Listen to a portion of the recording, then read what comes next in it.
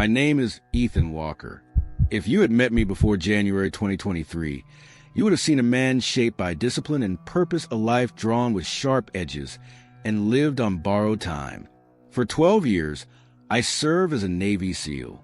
The brotherhood we forged was tempered in places no tourist would ever see: broken cities, borderlands scarred by ancient hatreds, jungles at midnight, deserts where nothing grows except secrets and regret.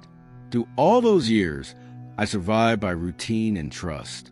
But nothing in all my years of missions, firefights, or silent waiting in the dark prepared me for what was coming the day the world nearly ended, and the warning that tore me apart and rebuilt me from the inside out.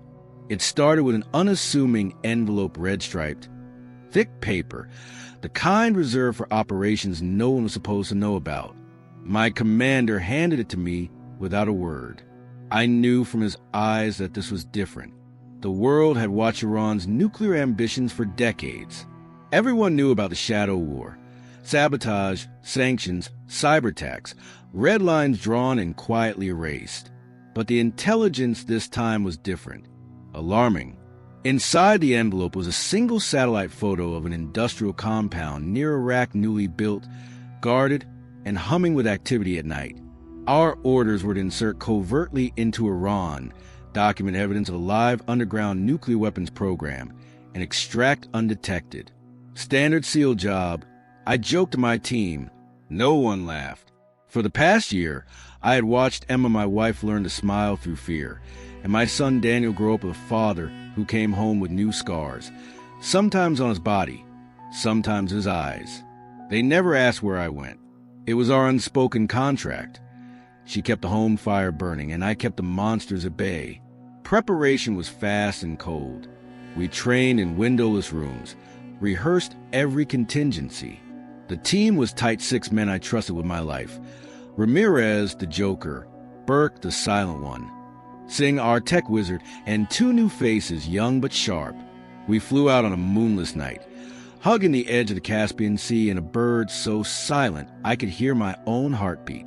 Our gear was black, our faces painted with sweat and focus. As we jumped, I caught a last glimpse of stars and wondered if I would ever see Daniel's face again. We landed miles from the city, parachuting into emptiness, hard ground, cold wind, the taste of sand and danger on my tongue. Iran's Revolutionary Guard was everywhere. We saw their headlights in the distance, their voices drifting on the wind.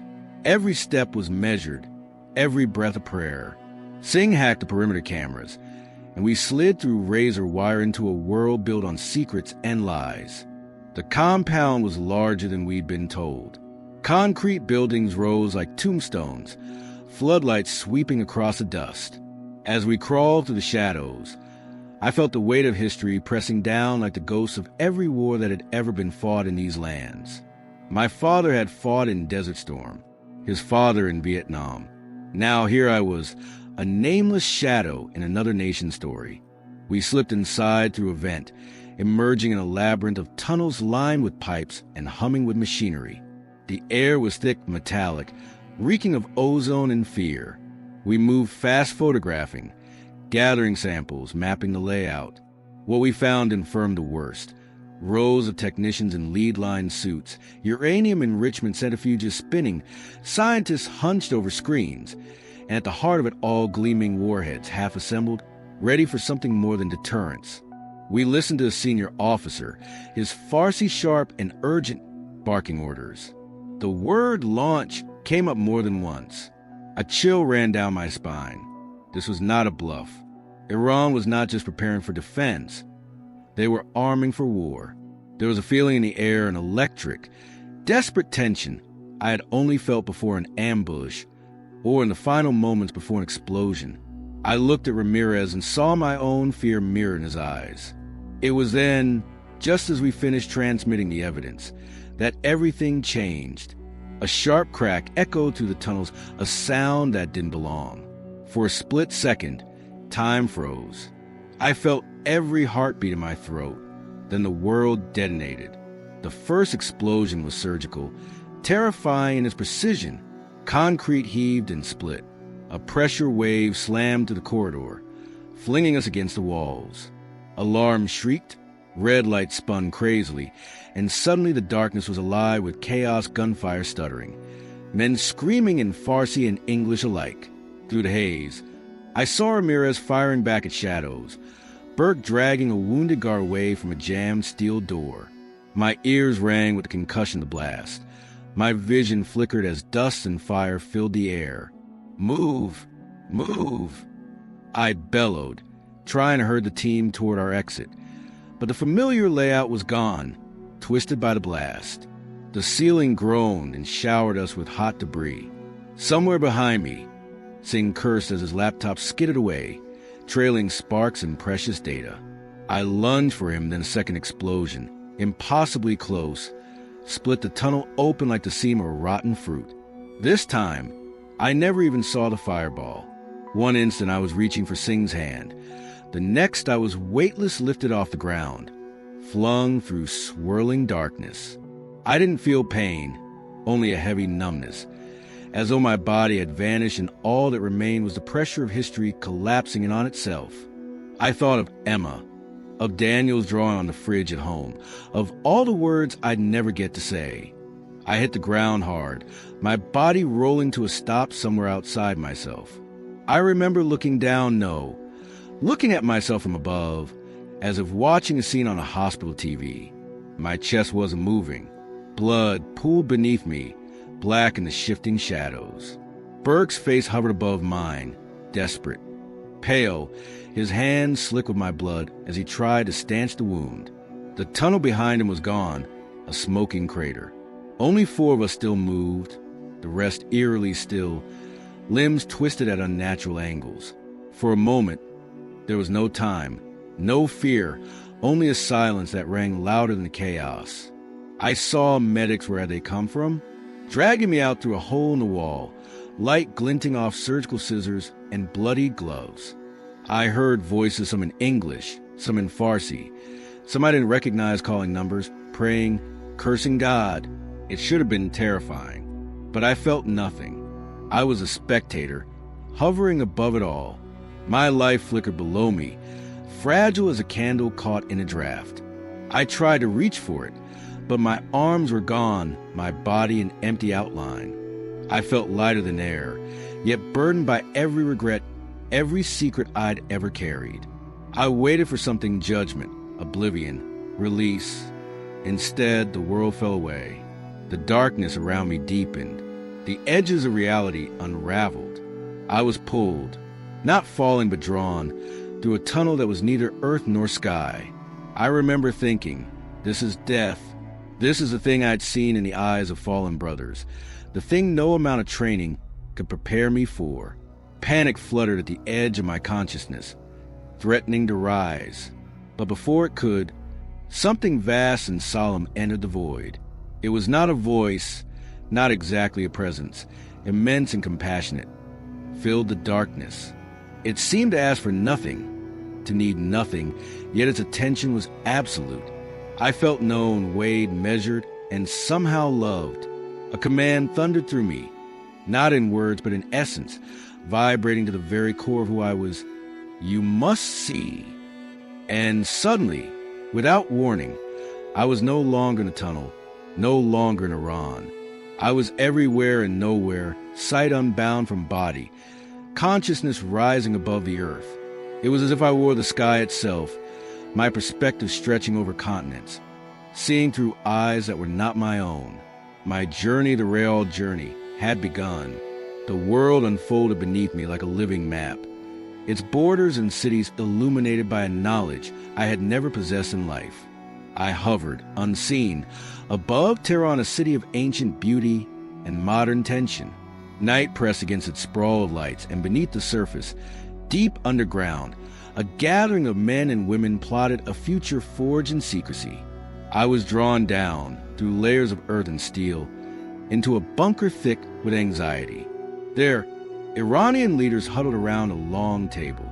I saw faces I recognized from years of intelligence briefings, politicians, generals, scientists. Most striking was the supreme leader himself, Khamenei, eyes as fierce as cold iron, his hands clasped with tension that radiated across the room. Blueprints and satellite images lay scattered across the table lines drawn from Tehran to Tel Aviv, from Iraq to Washington, D.C., from Qom to every capital they considered a threat. In that moment, I understood their terror as well as their pride.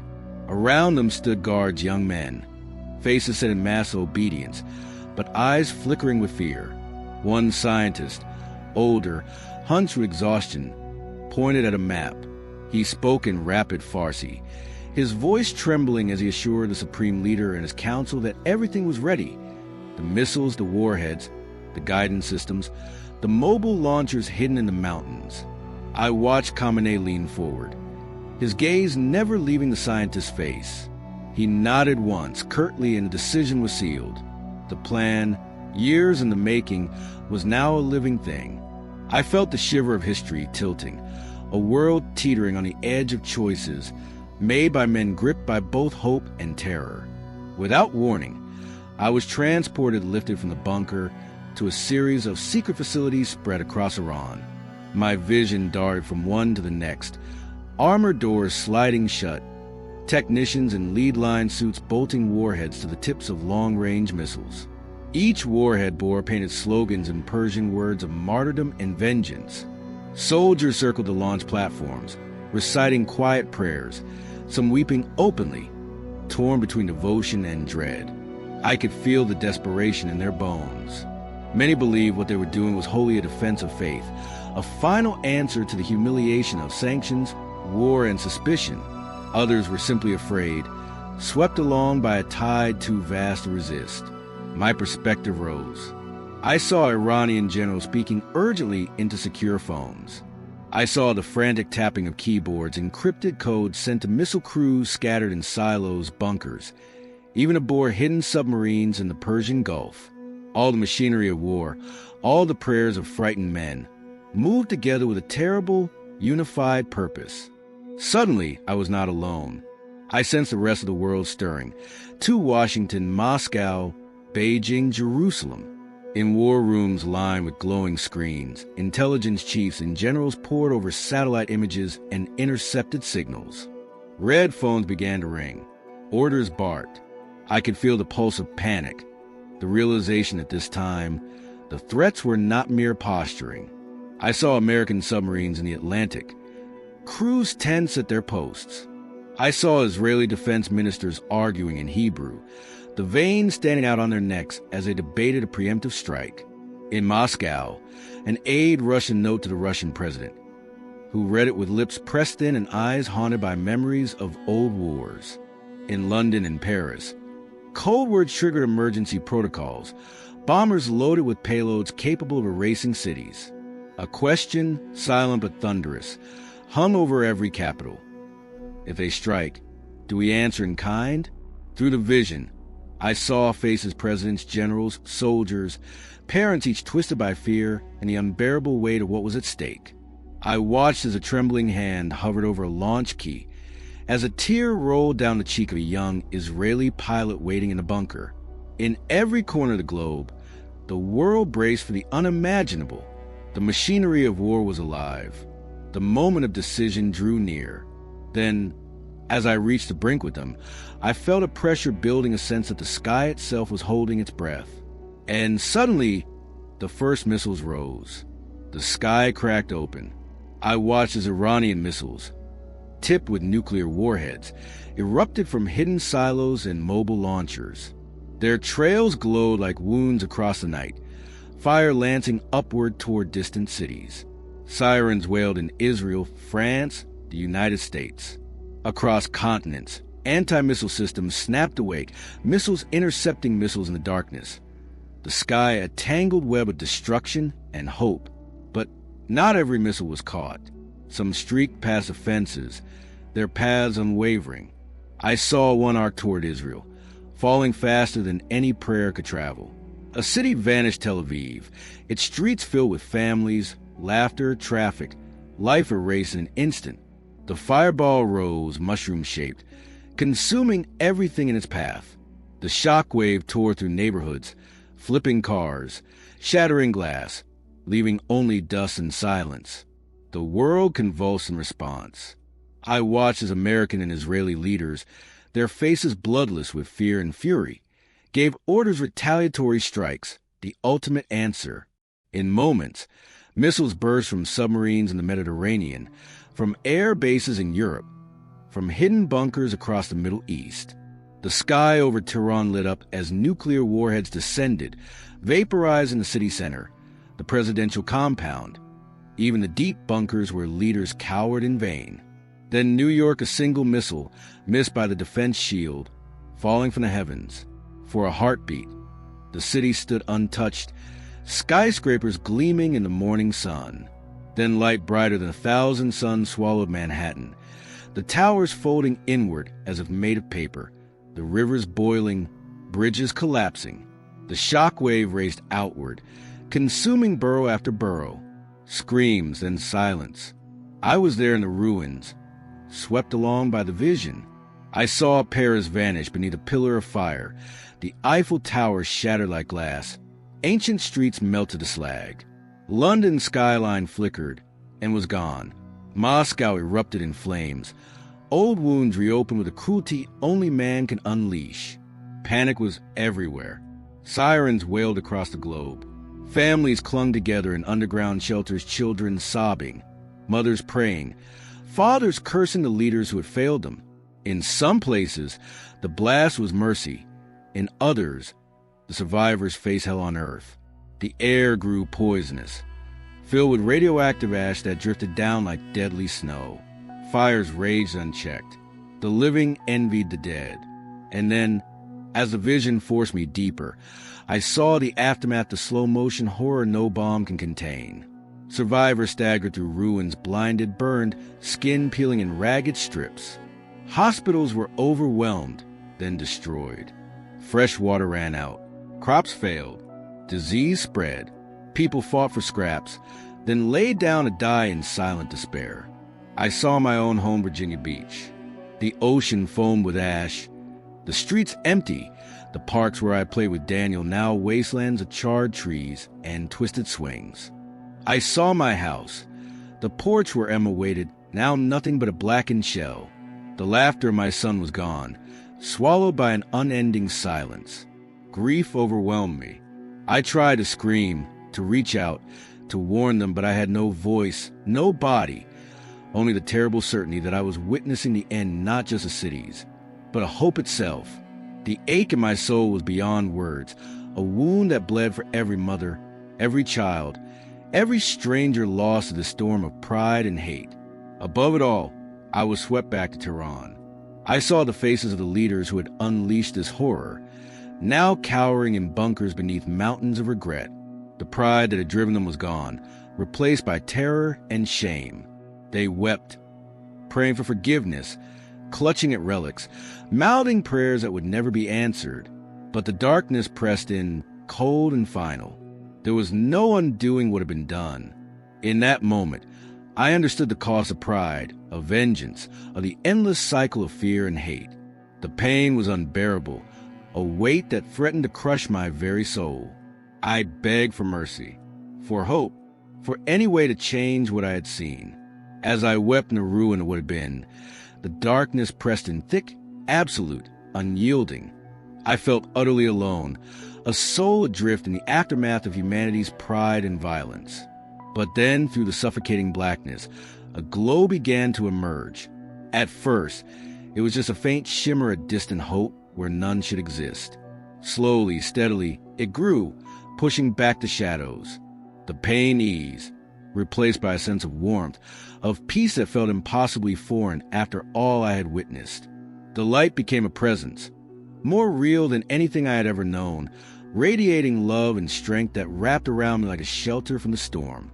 From within the brilliance, a figure emerged, tall, radiant, his form both blinding and somehow gentle. His eyes met mine, and in that gaze I saw everything, my fears, my failures, every scar and secret I had carried. Yet, where I expected judgment, I found only sorrow and boundless compassion. I knew him at once, without introduction. Jesus, the one I'd heard of as a child, whose name had echoed in the prayers of others, but whom I had never truly expected to meet. He did not speak in the way we do. yet his words thundered through my soul. Each one carried a weight, a clarity that left no room for doubt or denial. Ethan, this is not destiny. This is warning. The truth of it settled into my bones, sharp and unmovable. I understood then that what I had witnessed was not fate, but the consequence of choices made in pride and fear by leaders and ordinary people alike. His eyes, brimming with both love and grief, never left mine as he spoke again. The hearts of men have grown proud and cold. Iran pursues a fire of destruction, and the nations answer with threats and violence. But I tell you, the future is not yet written. There is still time to turn away. As he spoke, images flashed through my mind, so vivid they made me ache with longing and hope. I saw families once torn apart, coming together at tables, sharing simple meals and laughter. I saw enemies embracing, their weapons forgotten, tears of forgiveness washing away decades of hatred. I saw leaders on their knees, humbled and weeping, signing treaties with hands that trembled not from fear, but from a fragile hope that maybe, just maybe, they could do better. I saw scientists dismantling warheads, their faces lit by relief as they returned dangerous metal to harmless ore. I saw children I had seen dead in my vision of destruction now alive, planting trees where only ashes had been, their laughter ringing like bells of defiance against the darkness. Every act of mercy, every choice for peace, appeared as a tiny shield, fragile, yes, but radiant, capable of pushing back the night. In that moment, the power of love was not a mere platitude, but a force, real and palpable, able to bend the course of history. Jesus' presence wrapped around me. His voice was soft, but every syllable rang with authority. Return. Tell them what you have seen.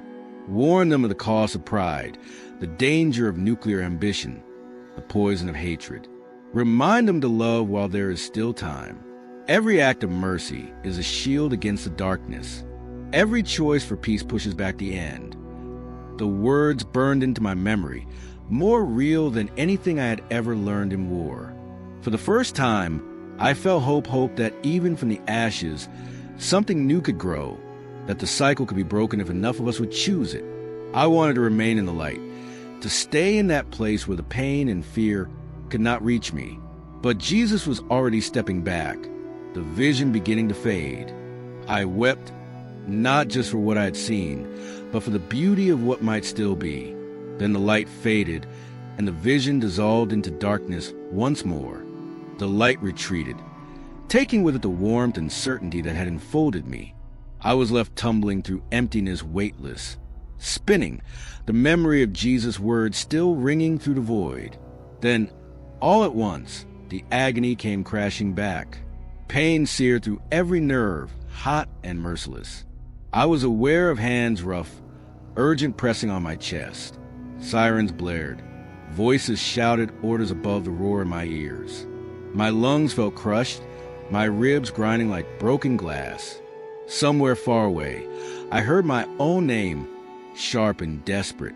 Stay with me, Ethan. Stay with me. The world came back in fragments.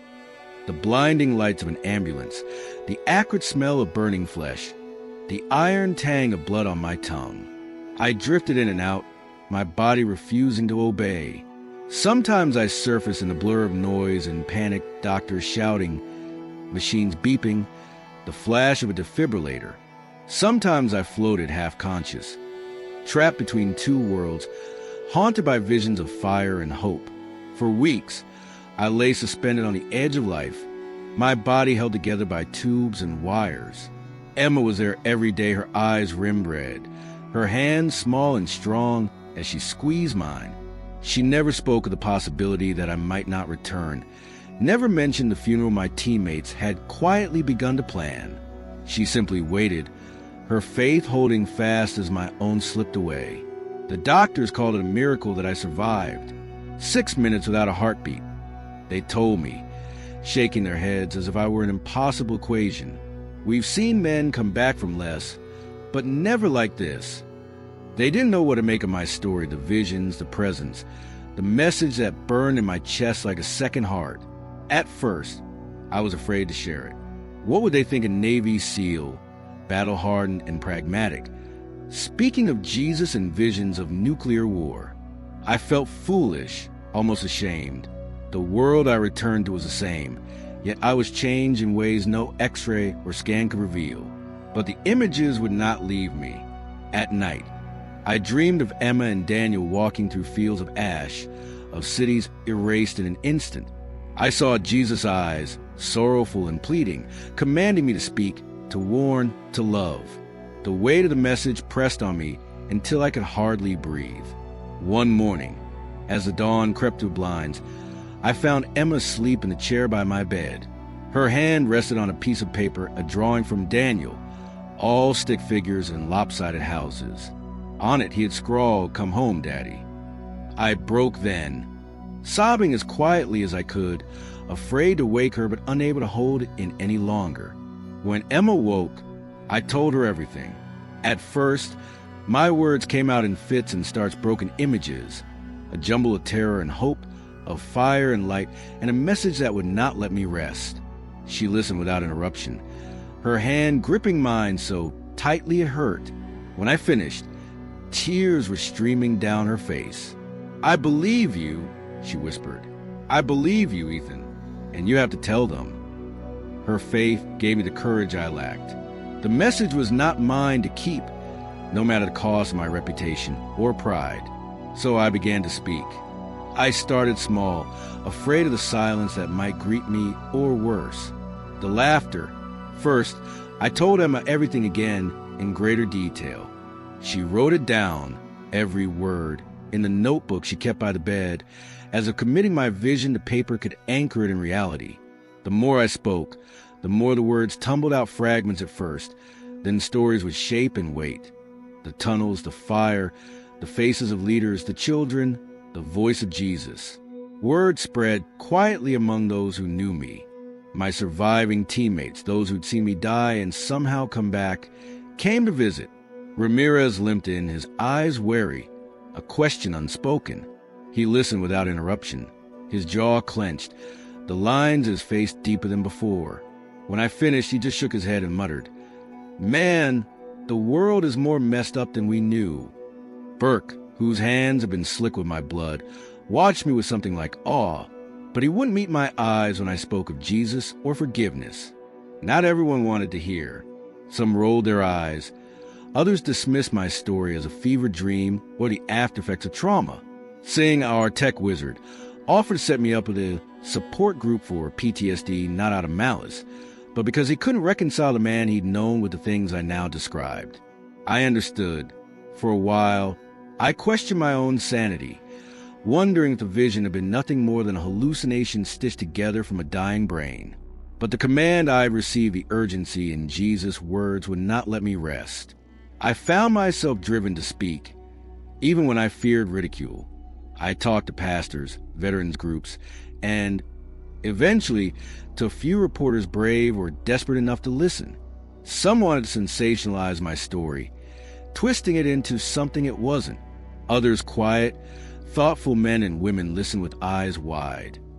Their questions tinged with a hunger of people searching for a hope in a world addicted to despair. A few believed.